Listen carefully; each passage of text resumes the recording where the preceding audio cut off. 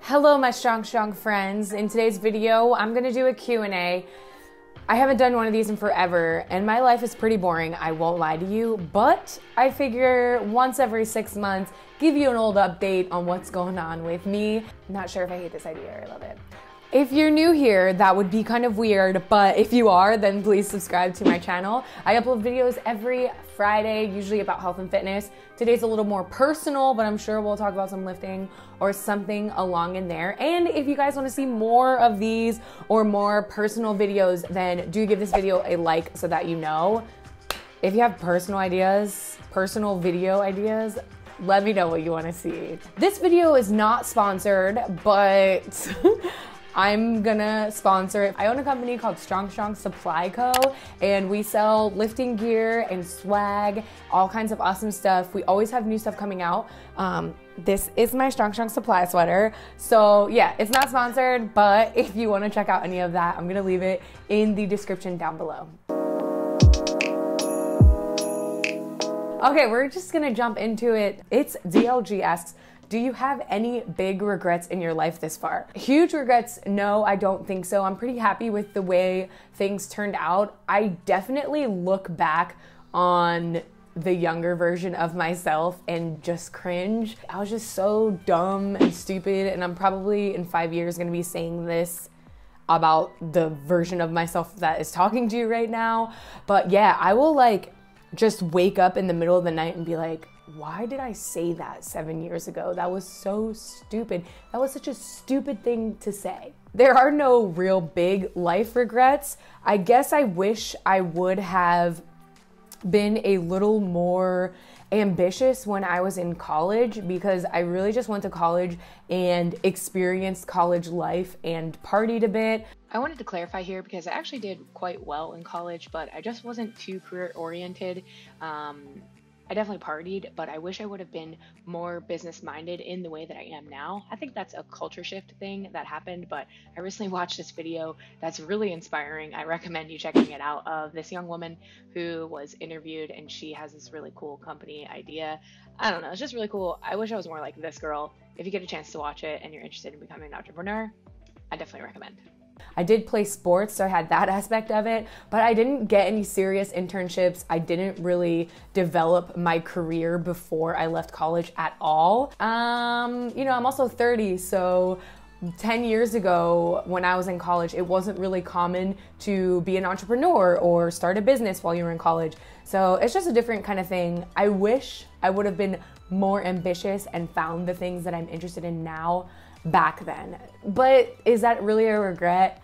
Probably not. I'm sure I did something stupid that I shouldn't have, but yeah, it's mostly just cringy stuff. Lauren asks, not so juicy, but what's up with the Canadian flag in your gym garage? I get this question actually a lot. So in my garage gym, there is a United States flag, a flag from Canada, and also a flag from the Philippines. Some of you may know, but Ryan is Canadian and Filipino nationality, and Eric is our third business partner of Strong Supply. He's also Canadian. So we have the 3 flags, and I'm obviously American. We have the 3 flags to represent the people who are there and kind of to pay homage. Funny story, I did have this awesome idea to make it so that I would buy a flag for anyone who was visiting from out of country. And I tried to do this for Becca Chambers, who came and visited me.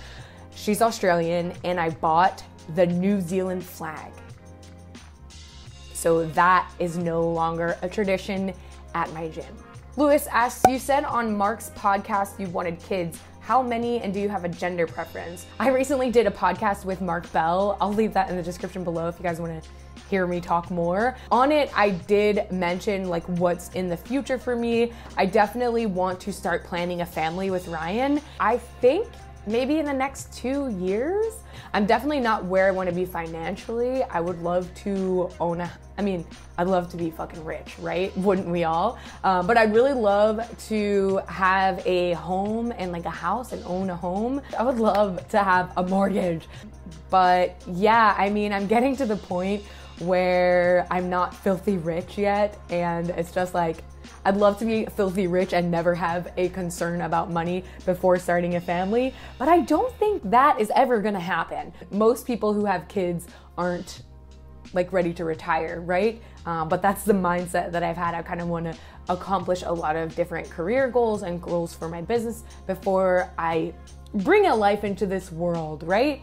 Maybe 1 or 2 kids. I don't think I want a huge family, but I did grow up with 2 brothers and I thought 3 was a perfect number, but childbirth and me doing that sounds terrifying to me. Age the Page asks, do you have a manager? Yeah, I do have a manager. So my friend Kat Nardisi is amazing and she manages all of my brand deals. So if you guys ever see me talk about another brand that's not my own, that was put into action by Kat. Kat is probably one of the most trustworthy people in my life, and she's been able to help a lot just with the negotiating and talking with brands and also fielding a lot of brands who aren't serious or promote products that maybe we wouldn't have on the channel. The fit tees, I'm sure she gets those emails like every day because even I get them still in my DMs. So yeah, Kat is my manager when it comes to brand deals. I don't have like a business manager for any of the other stuff like the coaching business or Strong Supply, but I have partners in those businesses. So Eric, Ryan, and myself, they do a lot of work. One of my biggest pieces of advice, if you're someone who wants to get into business and doing your own thing, is to really look for trustworthy people in your life that are smarter than you. And that's exactly what I did with like having Ryan and Eric. They're just so smart, and I'm a more creative person and I have a YouTube channel and like I do stuff like this, which you don't have to be the brightest tool in the shed. I think like the glamour of being a CEO is heightened on places like YouTube and social media, but a lot of people have partners, and it makes sense to have partners so that other people can pick up on where you personally fall short. You can't do everything, right? So yeah, I have managers, I have people that I work with. I keep that team pretty tight and small, and really small and tight. But yeah, I have a manager. Okay, that was a long way to answer that question. These questions go hand in hand. How did you meet Ryan? Ryan and I met at the gym, at Balance Gym in Washington, DC. And yeah, we were friends first. And yeah, and then we became not friends, you know what I mean? Like we became real close friends. But what are you most proud of in your life? I would definitely say my relationship with Ryan. When I grew up, I had a skewed perspective on what relationships were supposed to look like, and my voice just cracked there. But I am really proud of the way that Ryan and I are really patient with each other. I feel like he brings out the best in me. We do get along really well. In other relationships, I just didn't get along with the people that I was dating or attracted to. I looked for relationships where we didn't get along. Doesn't make sense to me either, but that's definitely what I did. Strong Cat asks, how did you learn to deal with being an angry person? And I'm referencing the Mark Bell interview. So in Mark Bell's podcast, I do talk about my anger issues. If you can believe it, even though I built my brand around being a friendly person, around being a welcoming person, and I am both of those things, I still do have a short temper. And I would say what has always been and started with a sort of violent temperament, and that's from growing up around violence in my life and also being in situations where people just let me be violent, which is crazy, especially when I think back on it. And yeah, talk about regrets in life. There have been so many situations where I did turn to violence, which is really embarrassing. Now I am following this woman on YouTube who served a 2 or 3 year prison sentence, and her videos are about prison and her experience in prison. I just think of how she got there in prison, and like I was doing the same shit. I never got in trouble, thank God, I guess. But yeah, her whole life was rocked and she was just getting in fights, and I was doing the same shit. The reason she got arrested was because she got in a fight, and I was doing that at age 19 as well. So yeah, that is that whole period of my life was, you know, and throughout like being a teenager, growing up, and, you know, it was just common to like get in a fight, and I just never grew out of it. And I think when I grew up, it was just, that's how you communicated. You communicated by fighting with someone, arguing, yelling, and just acting out. And that's what you did with your emotions. And it wasn't ever, well, I'm sure that it was expressed to me that I shouldn't and couldn't act like that, but it never got through to me that it was unacceptable. I don't think anybody let me know that that was unacceptable. I'm sure plenty of people left my life, but I just didn't know that's why they left, or I didn't care that that's why they left. But anyway, it was a long time coming. I actually got jumped in the story that I reference. On like, that was the same situation, how this woman got arrested. I very well could have gotten arrested in this situation, but I got jumped, and I still have the scars on my knees because I was like dragged across like a car. When that happened, I woke up the next day, obviously hungover. I was like an alcoholic, and I don't know if I was an alcoholic. I had a binge drinking problem that followed me after college. Yeah, I got in this big fight, and I was just like, dude, I have to change. And like a week or two later, I moved from where I was living. I moved from Columbus, Ohio, and I moved towards the Washington, D.C. area. And that was really the big change in my life. I definitely still struggled with anger and like violent tendencies while I was there, but slowly I grew out of it. Fitness helped me stop drinking so much, helped me find other outlets to express myself. And yeah, it was just a maturity thing as well. So I don't think that was a very concise answer for you, but hopefully that helps. There are a lot of questions about when Ryan is gonna propose to me. I know a lot of you guys have seen me wearing like rings. Sometimes I'll be like talking and using this hand, and Instagram will flip it, right? So you see the opposite hand, it looks like my left hand. I am not engaged. Trust me, you will know when I get engaged. There will be a big announcement. I feel like it's coming soon. I hope it's coming soon. I'm just kidding.